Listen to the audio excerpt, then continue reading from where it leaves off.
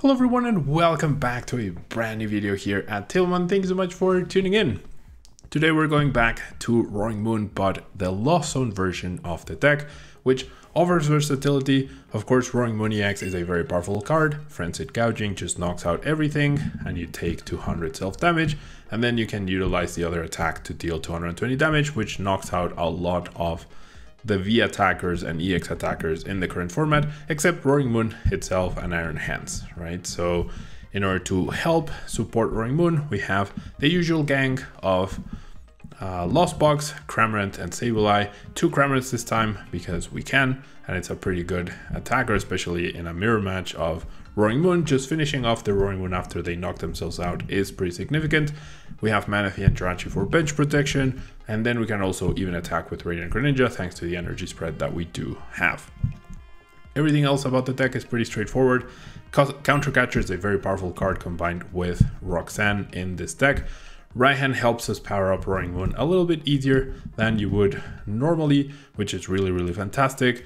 And then outside of that, it's same old, Lost Box. The main difference being, instead of 4 Switch Card, 4 Escape Rope, we have 3 Switch Card, 3 Escape Rope, and 2 Jet Energy. Is that correct? Is that not correct? Is that optimal? It's a nice option to have. You could easily take out 1 Jet Energy for the 4th Switch Card. You could switch the Jet Energies to more energies and then find other cards for increasing the Switch Card and Escape Rope counts, but this has felt pretty solid so far, so let's give it a whirl.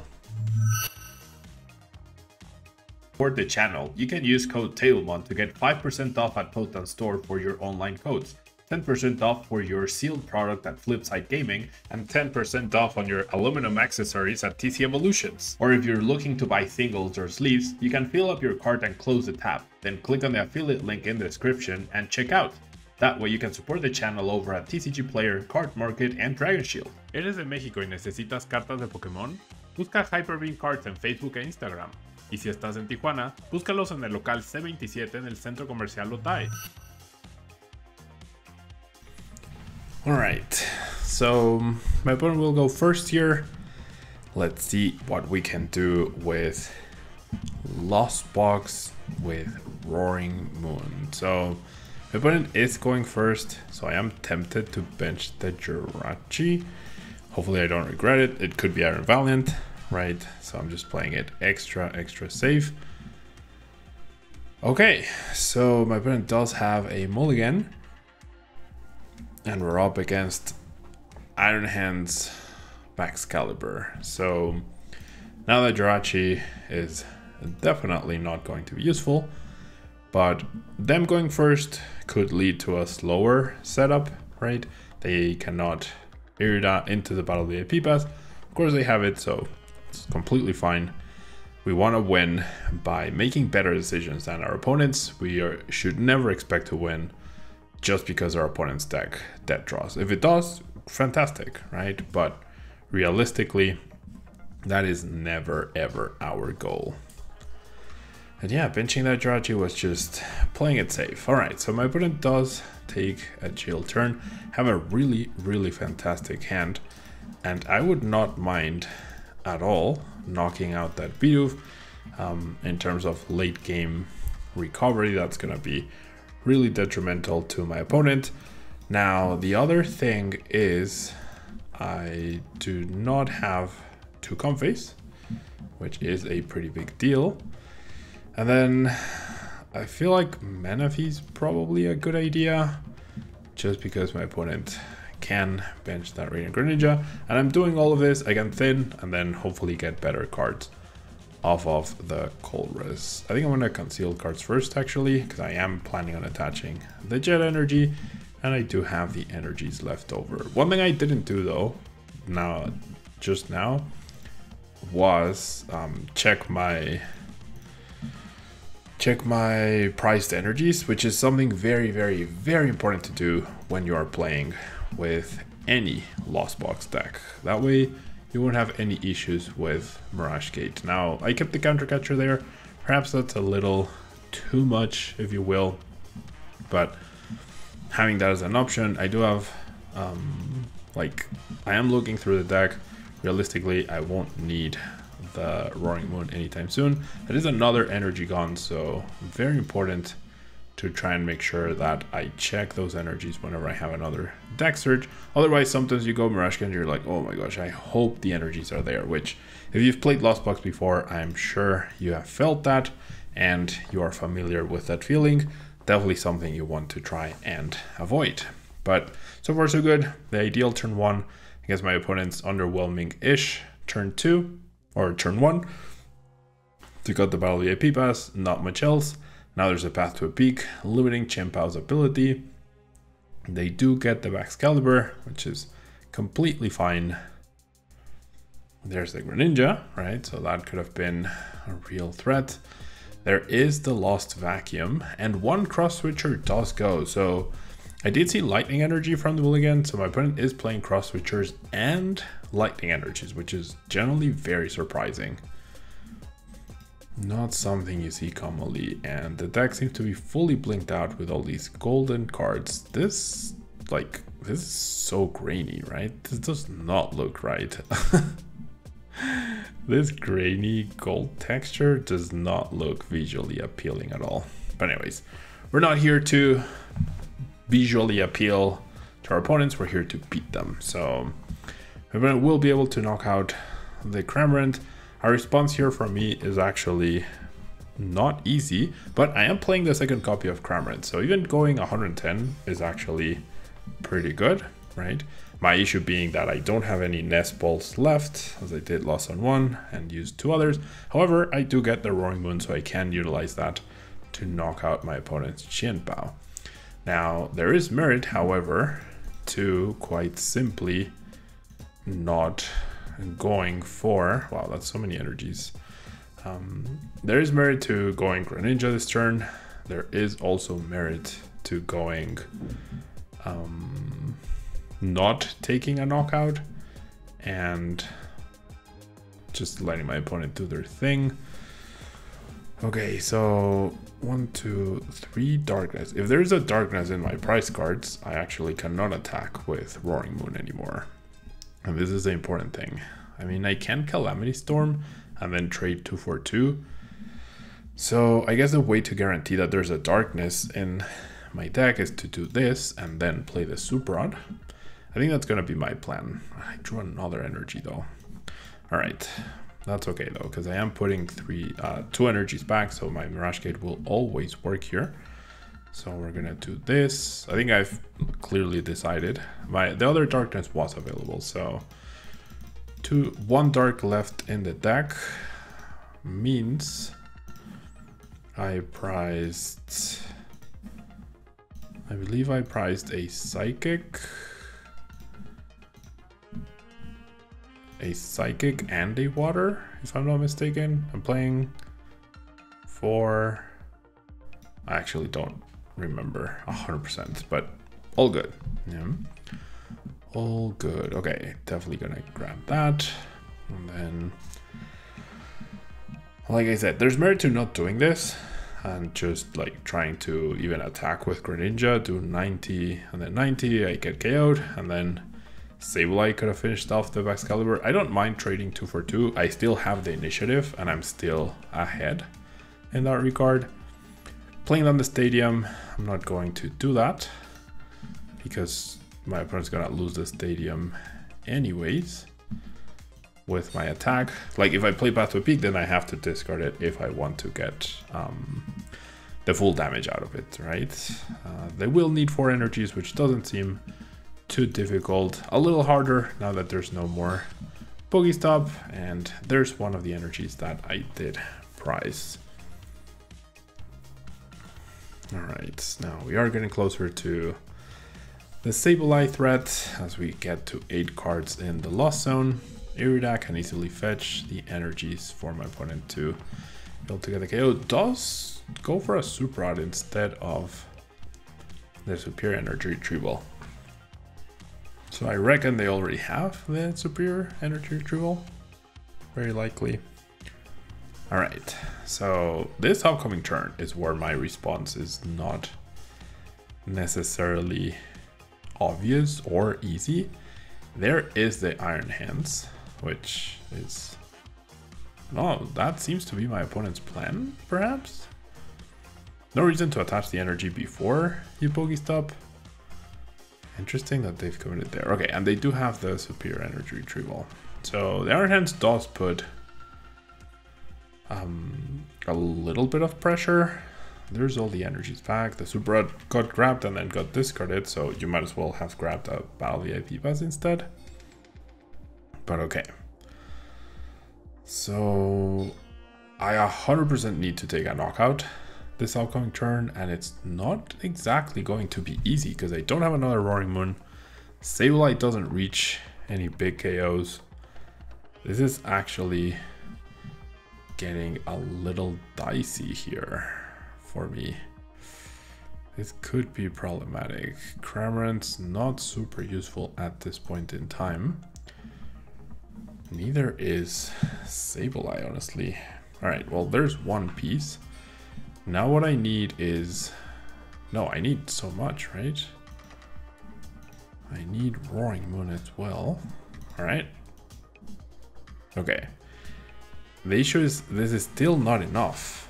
I am not getting a KO here just yet. If I play Escape Rope, I wonder who my opponent promotes. Probably the Greninja. Okay, I need this to fetch me a Mirage Gate, basically. Nope.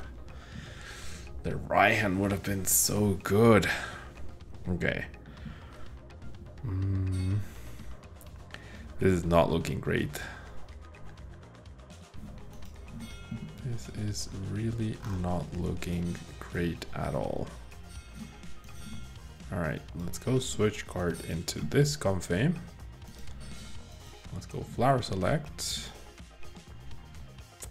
Nope. I needed to hit the Darkness or another.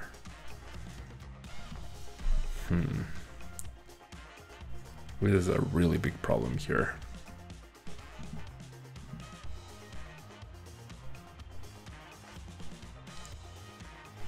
I needed to hit the Darkness energy or a second Mirage Gate. Okay. Okay. So I'm definitely gonna play the path now. It's gonna have to be the Cram here. We'll be playing down the path to stop my opponent's draw. And then I guess I'm feeling the Jet. No.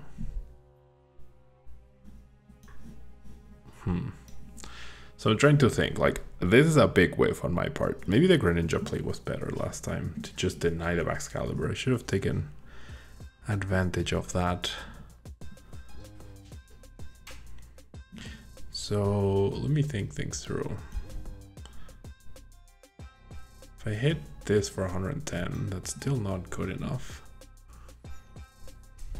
But it's a start perhaps. Okay, so my opponent does go into the Iron Hands. So I think they're gonna knock me out. And then my play is going to be to go Counter Catcher the Excalibur and Sableye KO the Iron Hands. I think that's my only realistic plan here. Gosh, what an underwhelming turn though. I don't even have Sableye yet. What is going on with my draws? Alright, a difficult spot to be in for sure. Does find disappear. I guess if they over-attach energies, I will go ahead and bring up whatever has to retreat cost that isn't powered up. Though I doubt they will over-attach. So there's 3 energies in the discard pile. And there's 4 in play, that's 7. Usually the deck plays 10, right? Okay. Now I need so much. This is not looking good. This is not looking good. That 2 prizes is so huge. All right, we'll do 1. That's the card I need. But now I also need my Sableye, please. I guess I could attack with Radiant Greninja. Right? But I did attach the water here. Ugh. I did attach the water.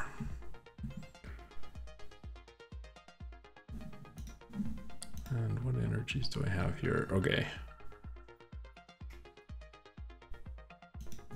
All right, so this is what I'm gonna do. I'm gonna retreat. Oh, this is so bad though. This is actually so bad. All right, gonna put these back. And then we're gonna go Mirage Gate. There's the Sableye. I have one Mirage Gate left. Yeah, this is not looking good. But it's what I have to do, honestly.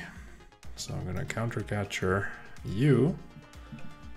Part of me wants to play down the Beach Court. And then I also can't bench the Comfey. All right, this is really not great. Really not great. Did not hit the water. I repeat, did not hit the water or the Mirage Gate. All right, so now I need a solid pass from my opponent. I already retreated, so it doesn't really matter if I have Comfey or Greninja. I just lose regardless if my opponent can power up. So I need them to whiff like a few turns here. All right. And there we pass. Is it GG? I'm pretty sure I played that not optimally. I should have taken advantage more of the fact that my opponent only had a Baxcalibur, one Baxcalibur set up. Just tried to target it down quickly. We see one attachment and a pass. Okay. So that attachment definitely encourages me to go Psychic to knock out the Iron Hands.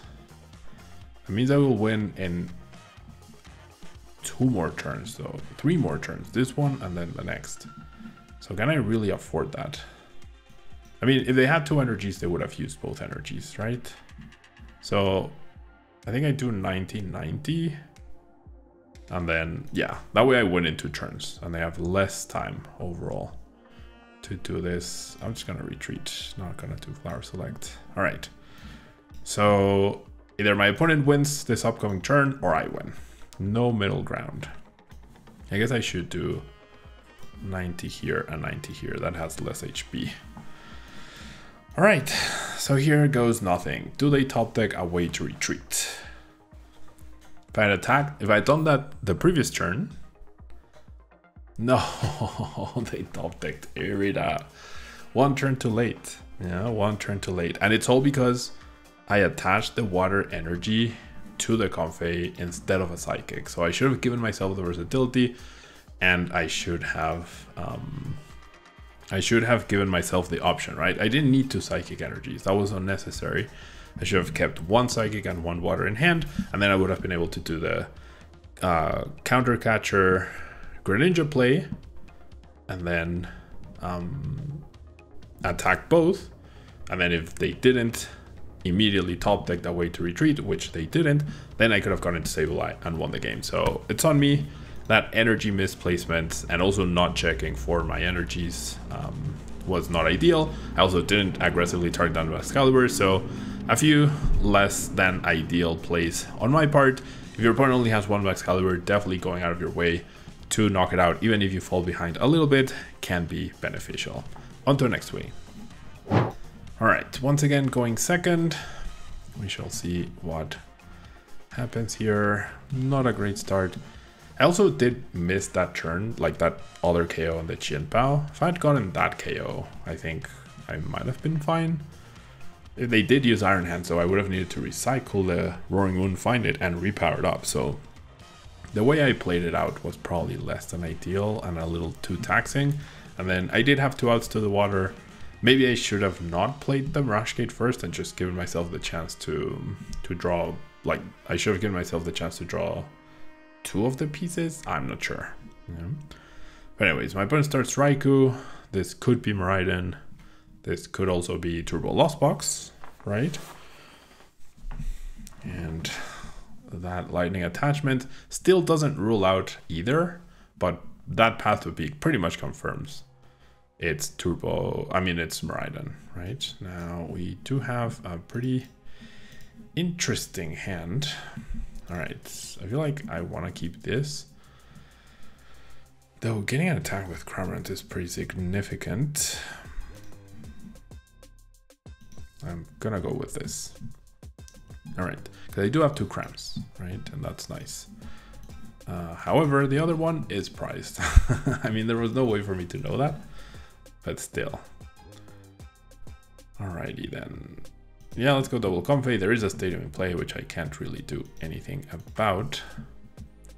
So we're gonna go Flower Select. Don't think I'll be needing bench protection. I have 3 Mirage Gates stacked in my hand, which is sometimes good, sometimes not so good. And second Flower Select. I'm gonna go for the Escape Rope. Just get 5 cards in Lost Zone. That way I am very easily Mirage Gating next turn. All right, and then my opponent obviously got an underwhelming start. I feel like I'm gonna keep the Roxanne as I am playing Path to Peak myself. And I'm gonna bench this in case they Iono or Judge. If they go boss that, I have the Colress and then I can power it up because I got 5 cards in Lost on turn 1. So not bad at all. Yeah. I would have loved to attack with Cramorant instead, maybe. But with the other one being gone, it's not as significant. All right, so what does my opponent have in store for me? Just an attachment.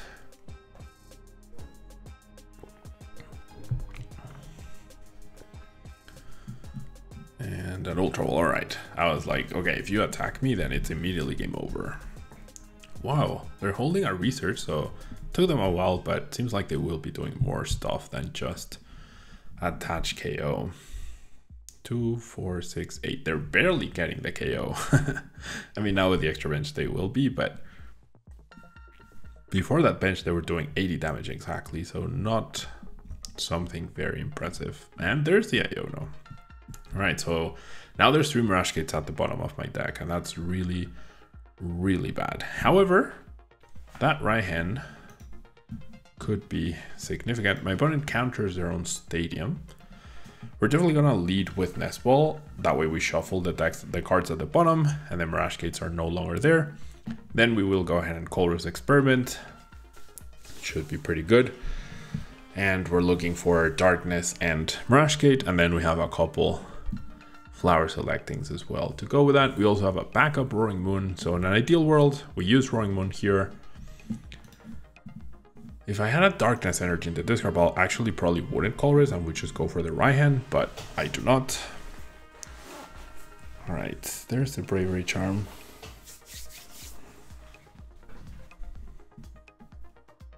All right.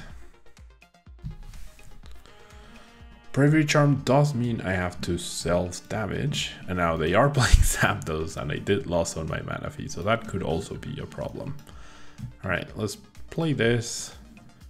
Sure, 1 Rush Gate is priced. Let's grab the Cramorant, you never know. And then we're gonna Nest Ball for the Greninja.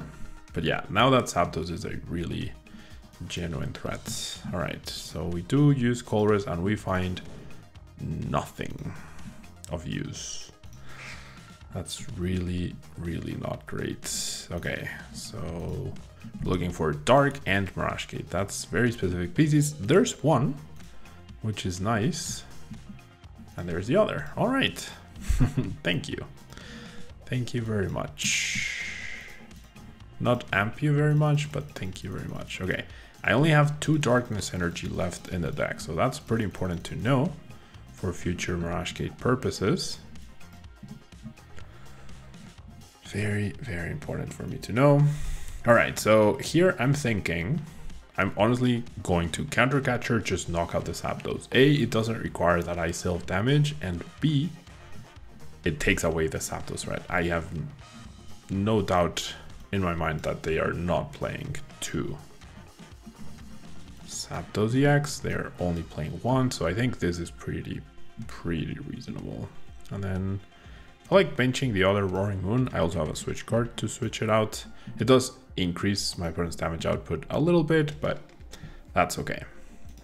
The only way they knock out this Roaring Moon with either of their attackers is they need to power up the Miraidon and bench a Zapdos, which they very easily could pull that off. It's not out of the question, but hopefully it doesn't happen. And then if they attack me and then I essentially blow myself up with my own attack, they get 2 prizes, I also get 2 prizes, and then I'll be in a pretty decent spot regardless. All right.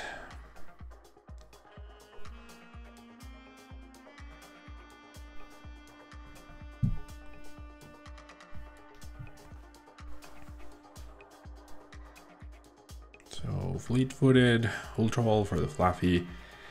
There's an Iron Hands, so that's another way my opponent can get 2 prizes on the little Pokemon. Definitely something to be on the lookout for. Not to be underestimated. Miraidon and Zeraora. We do see the Fluffy getting evolved. I love using this Zeraora. I think that's a much better card than Flying Pikachu. All right. So who gets powered up? Okay, the Iron Hands. So it seems like my Roaring Moon is definitely safe. I will take damage, and that's okay. Arven. I would love a boss's orders, right? That would be pretty sweet. I guess an escape rope wouldn't be good, because then they'd probably sacrifice or utilize the Fluffy. Do see an electric generator, hit for at least 1, maybe 2. Yep, they got 2. Very nice. So looking threatening-ish. So what I'm thinking is if I just power up this other Roaring Moon, I'm gonna be in a fantastic spot, right? Like if I attack with it, or I can top deck boss. Well, but I still need a stadium though. So the boss actually doesn't help me.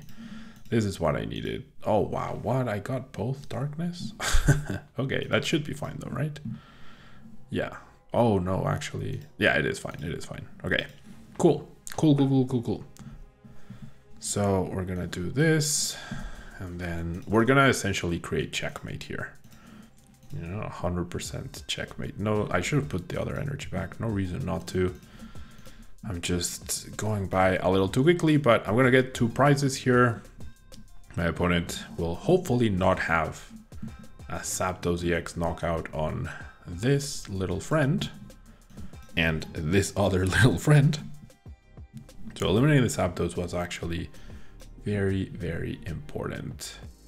Cheryl bench the Sableye just in case, and we're just gonna Frenzied Gouging. Take the KO, and then I have 2 Roaring Moons that can... Oh wait.